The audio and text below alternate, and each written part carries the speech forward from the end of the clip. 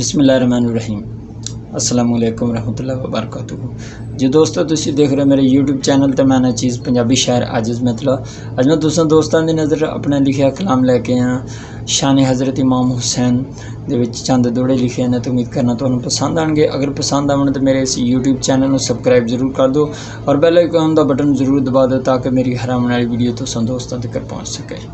लखां कर चारे तू थक जासे, लखां कर चारे तू थक जासे, तैनू उक्का भी लभना चैन नहीं। लखां कर चारे तू थक जासे, तैनू उक्का भी लभना चैन नहीं। उड़ जावेगी नींदर अखियां दी, तेरे झट भी लगने नैन नहीं। उड़ जावेगी नींदर अखियां दी, तेरे झट भी लगने नैन नहीं। ते दारू दुख तेरे दा मूर्ख होए, दारू दुख तेरे दा मूर्ख होए, इता होना विच को नैन नहीं। आखे आजिज़ दो जग विच सुख गूड़ा, जेकर दिल विच इश्क हुसैन नहीं। आखे आजिज़ दो जग विच सुख गूड़ा, जेकर दिल विच इश्क हुसैन नहीं।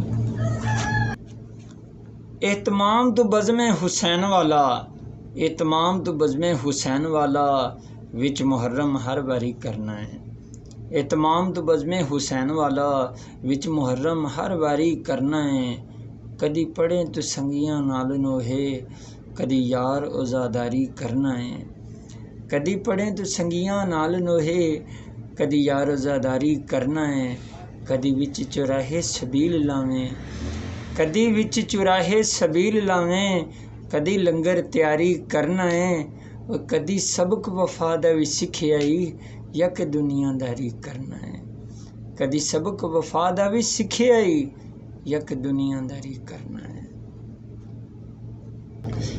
हद इश्क दी टपनी बहुत औखी, जेड़ा टप जावे ओ निहाल हुंदा।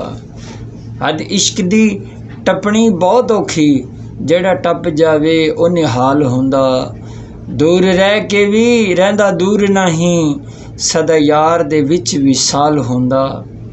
दूर रह के भी रहिंदा दूर नहीं, सदा यार दे विच विसाल हुंदा।